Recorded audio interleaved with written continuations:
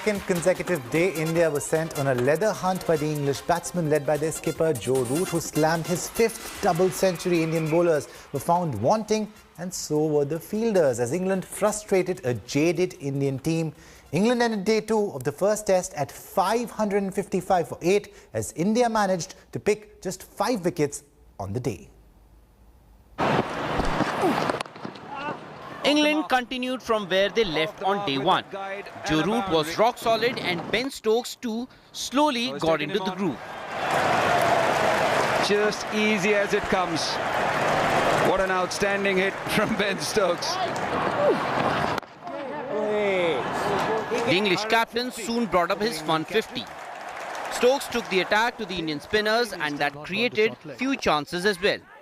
First Ravi Ashwin and then Chiteshwar Pujara dropped the English all-rounder. Stokes brought up a stroke-filled half-century which had a wide variety of sweeps. The visitors went into lunch without any damage and 355 runs on the board. Stokes continued to attack in the second session, and Shahbaz Nadeem had the final laugh. The left-hander was caught in the deep for 82, ending a 124-run stand. Joe Root, though, continued his mastery with the bat and became the first batsman to score a double 100 in his 100th Test match. England went into tea at 454 for 4. Post-tea, Ashwin struck for the second time in the Test to dismiss Oli Pope. Joe Root's masterclass was finally cut short for 218. Shahbaz Nadeem ended the English skipper's resistance after a 377-ball marathon knock. Jos Buttler and Dom Bess added 48 runs for the 7th wicket to further frustrate the Indians. Ishant got 2 in 2, but India still failed to wipe off the English tail as the visitors finished the day at 555 for 8. Fuller in length. Sports Bureau, India Today. A little bit of swing as well. Joining me now, the greatest of all time, Sunny Bhai, Sunil Gavaskar. Sunny Bhai, first of all, Joe Root. I mean, this guy's got 3 back-to-back centuries. We talk about Virat Kohli, we talk about Steve Smith. Where does Joe Root rank amongst the greatest of his era? Well, certainly after his current performance, he certainly ranks right up there. In the last couple of years, maybe he had missed out being there because he was getting his 50s and 60s, which is no bad thing in Test cricket, but he wasn't converting those 50s, 60s into 100s like Steve Smith was doing, like Virat Kohli was doing, or like Williamson was doing. So I think it's important for a batsman to be rated amongst the greats to be getting the hundreds. And that is what he's started to do now. And he's not just getting hundreds, he's getting double hundreds. So clearly he's right up there. They were talking about the big 4. I think he's right back into that group of big 4. Talk to me about the pitch, Sunny Bhai. It seems like a belter of a pitch, but then again, the Indian bowling. So the bowling with the combination of the pitch and the team selection itself. Did we get it wrong on day 1 when we selected this team, 3 spinners? No Kuldeep Yadav?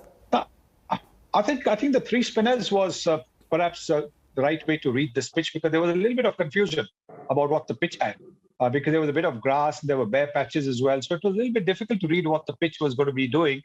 And that's what both the captains actually said, that they hadn't actually after they saw the pitch. So yes, maybe somebody with a different variety with the leg spin from Kuldeep Yadav could have been something that could have worked. Yeah. But again, the pitch yesterday in particular on day 1 was such a good pitch to bat on. I don't think that too much difference would have happened if Kuldeep Yadav had also been played. Yeah, Root said yesterday they were looking for 600 and he's walked the talk really, 555 for 8. But then the question is, why didn't England declare? I mean, they could have easily put in India to bat for about 10, 15 overs, tried to get 1 wicket. They didn't do that. What's the plan over here? I think at that particular point of time, they're probably about 520 when Jofra Archer got out. I think after Buttler and Jofra Archer got out to consecutive deliveries, I would have thought that maybe that is the time that England would have looked at declaring. But then, like I said, there were maybe about 520, 530. And sometimes you want to put some pressure on the opposition by getting, the follow-on margin is 200. So trying to get the follow-on margin to maybe 370, 380, 400 does put pressure on the team that is batting second. So maybe that's the thinking behind England not declaring after the follow Archer's wicket. All right, Sunny, stay with me. After the day's play, Ben Stokes came out to speak, and this is what the all-rounder who got 82 runs today had to say. Yeah, he makes us all feel, pretty rubbish. I was quite surprised he ran down the wicket and hacked a 6 to bring up a double. But yeah, he's in phenomenal form. Just making things look very, very easy. And there was no thoughts whatsoever of a declaration tonight, because that would be stupid if we won the toss and batted first. You just get as many runs as you can out here in India. I think there's actually been, there's been spin, bounce, and there's been reverse. I think we've just played really well, I think you've got to give us credit there. It's not exactly been the easiest. I think we've just given ourselves a great opportunity as batsmen to get in and score runs on a pitch that is actually offering for the bowlers. But all in all, I think we're in a very strong position as a team. Batting first and after putting ourselves in and being 500 and whatever we are, still with 2 wickets remaining going into day 3 is a very, very strong position. All right, Sunny bhai, we just saw that miraculous, magnificent, heart-winning victory down under where you were there. And it was unbelievable. I've never seen anything like that test series victory. But here, this test match is looking like either it's going to be a draw, maybe England can win. India has a slim chance now to win that. They've batted 2 whole days, entire days. But how do you see the series starting with this test match? Well, I said before the series began that it will be foolish to underestimate England. Yeah. Because what India did in Australia, they did something similar in Sri Lanka by winning in Sri Lanka, both the matches in Sri Lanka, in the manner in which they won, showed that this is a team which was well prepared when they came to India. Between Sri Lanka and Chennai, the conditions are pretty similar. The conditions might change a little bit when you go to Ahmedabad or when you go up north to Delhi, but we did not go to Delhi. Yeah. But the conditions were pretty similar, and therefore it didn't take them long to get used to the heat and the humidity. Look at when somebody plays a 200+ innings, he needs a lot of stamina and he needs a lot of mental strength, and that's what the England captain has shown. So yes, it is going to be a tough series now. I think we were all as Indians, over the moon when India beat Australia. But England have come well prepared. So, like I said before the first ball was bowled, don't underestimate this side, because this side has got some very, very fine players. This side has got some game changers. You just heard one of them, Ben Stokes. He's a game changer. There's Jofra Archer, Jimmy Anderson with more than 600 wickets. That is a good side. That is a very good side. We'll be concentrating on the fact that maybe their spinners are not experienced. But look at the times that England have beaten India, and their new ball bowlers have always taken wickets. Whether it's 1976, 77, or whether it is 1984, 85. Yes, the spinners have done well, but it's the new ball bowlers who have given them the early breakthroughs. 2016, 17 was different when Graham Swan and Monty Panesar spun India out and gave England a series victory. But otherwise, it's been always England seam bowlers who have done well. All right, but Sunny bhai, tell me this. Are all 3 results still possible in at least the first test match? Can India win this match? Chennai is very... Chennai has this reputation of having all these close things. Remember the tight test match when India was asked to score 347 on the final day. Yeah. And those were the days of 5.5 hours of cricket, not 6 hours of cricket.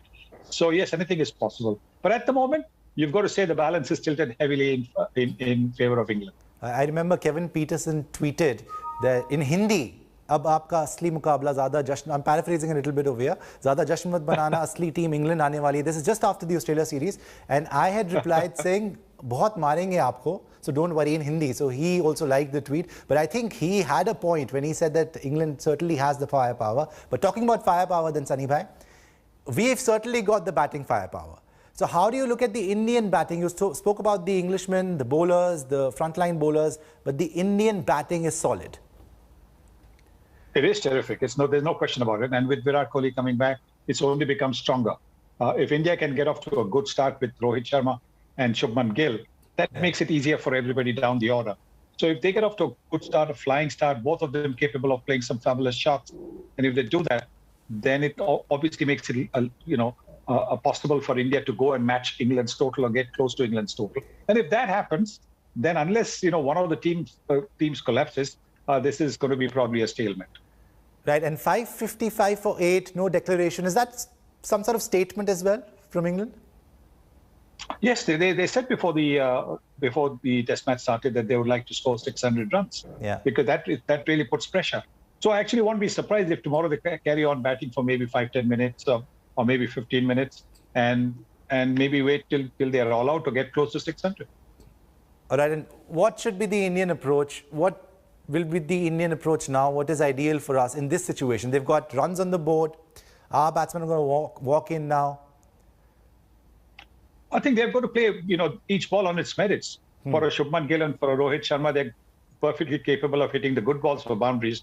And this is a pretty quick outfield, so they'll get value for all their shots. So I think they've just got to play it as they see it. And if they do it, then, India also should be able to score runs. Right, Sunny, stay with me. Joe Root has certainly walked the talk. He said on the first day that England were eyeing a score of around 600 and he led the charge himself in making that possible. The England skipper scored a magnificent 218 in the process, breached past many records to set up the 4-test series.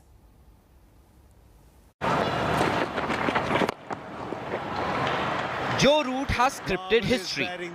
The English skipper has etched his name in record books, scoring a historic double century. Right about it.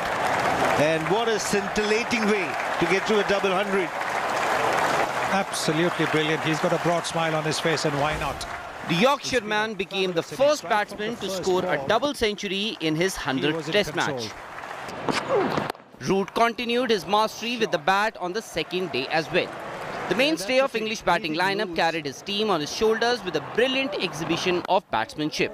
Such was Root's dominance that he was hardly troubled by any of the Indian bowlers. Root's double century is also the first conceded in 57 Test matches under Virat Kohli's captaincy. Stunning batting from the England captain. We've got to look to try and get as many as we can, 600-700 if we can. Really try and make the most of the first innings, make it while it's good, and those footholds are starting to wear quite quickly. So if we can bat into the whole of tomorrow and maybe into day 3, then things could speed up quite quickly for us, and you never know what can happen from that point onwards. But ultimately, we've got to try and back up today. The English skipper made his intentions clear on the opening day and walked the talk on the field. After dominating Sri Lanka, Root is off to a super start in India as well. The way he is going, he could well become a major headache for the hosts throughout the 4-match series. Sports Bureau, India Today. Cheeky. He knew exactly where the fielders were. Sunny bhai, we could hear Rishabh Pant when India was fielding saying, "Kya kar rahe ho? Body language theek karo." You were there. Were the shoulders dropped? Any problem with the body language? Especially the catching again. I have to ask you this as well. Has been horrible. Well, I mean, catches can be dropped. So catches is not the issue. What was a little bit disappointing was some of the pickups and throws, which could have affected run-outs, were not quite accurate. And they practiced so much. But when it comes to in a match, when the pressure is actually on, in practice you can get it right. But that is where I think good teams, get better. When the pressure is on, to get those direct hits or to be able to get the ball right on top of the stumps for the wicket keeper or the bowler to effect the run-out. So that hasn't quite happened. So maybe that's something that they need to work at. But I don't think the body language was a problem. They were.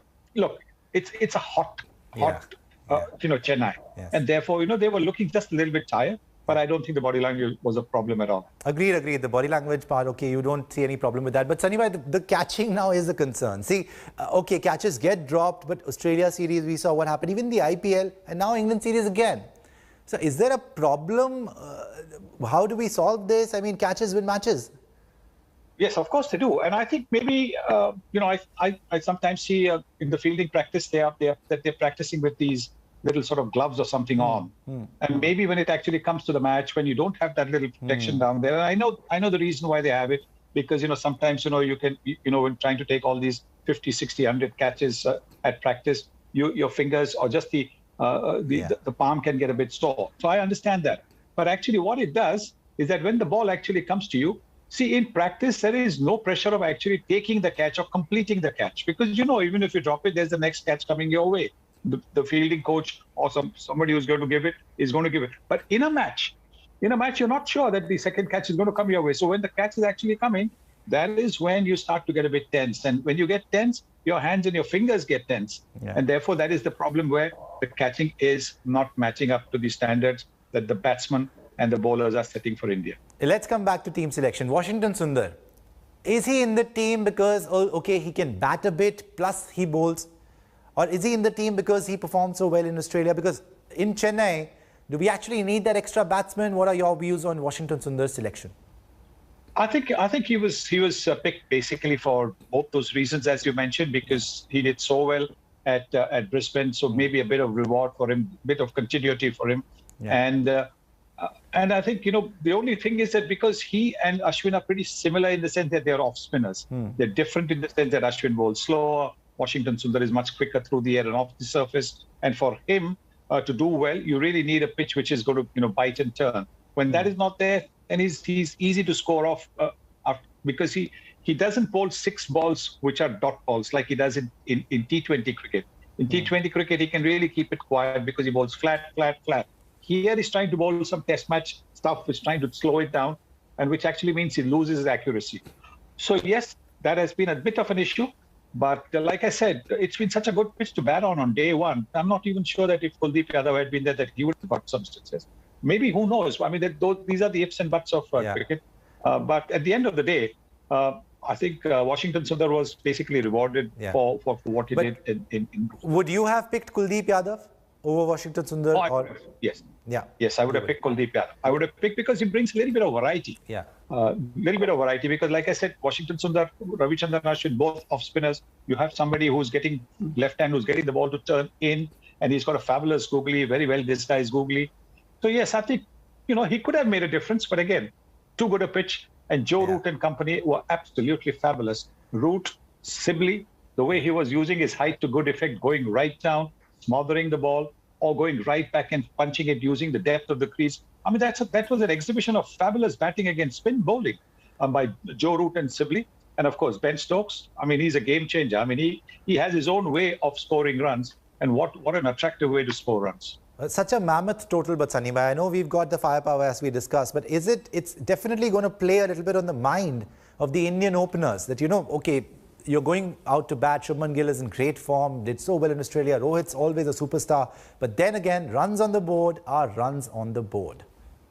Yes, that is for sure. Yes, there will be that pressure. No, always that pressure. From Ravichandran Ashwin. Oh, he's gone for it. Okay, I think we've lost Sunny Bhai's audio for a moment, if you can hear me.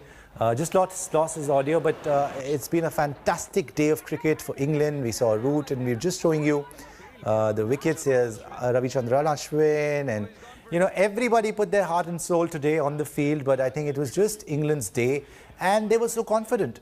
I mean, remember, we were coming after such a miraculous win against Australia. But the way that Joe Root played and the Englishmen played, it was fantastic. Well, we've got Sunny Bhai back. Yes, Sunny Bhai, you were saying we just lost you for a bit. So I asked you about that mammoth total and how it will play on the minds of the Indian openers. Certainly, yes. Any team that is chasing 550 plus, going into bat after that, there will be pressure. But both these openers and the Indian batting is such a good batting lineup and such an experienced batting lineup that they're capable of handling the pressure. If Shubman Gill and Rohit Sharma get the team off to a flying start, suddenly the close-in catches move away in run-saving positions, and then batting becomes that much easier. Okay, classic layman discussion on cricket. We cancelled Root with Kohli. They've got Root, we've got Kohli. Okay, that's cancelled. Now you tell me, who is going to be your difference maker? Who do you see as the difference maker now? Because it's a huge total. Who are you banking on? Well, I'm banking on Cheteshwar Pujara. Oh, okay. I'm banking on Cheteshwar Pujara digging himself in, going with bed and breakfast to the pitch and scoring a big 100. Yeah. You always sort of overlook Pujara's services, but last time also you told me in Australia when everybody was talking about Rishabh Pant, Shubman Gill, even Ajinkya Rahane century, they were all fantastic. But you told me that what Pujara has done, he is number one because he put his body on the line. He made sure that, India, they are there in the hunt for that win. That is what Pujara gives you, isn't it? Yes. Yes, he does. He's very underrated as a player. And there's, of course, Ajinkya Rahane, who scored that fabulous 100 in Melbourne. Yes, okay, Sunny Bhai. So we're looking forward to tomorrow's play. Thank you so much. It's always a pleasure joining you on this broadcast. Let's hope India comes back all guns blazing. That's all on Sports Today for now. We'll see you tomorrow, same time, same place. Thanks for watching.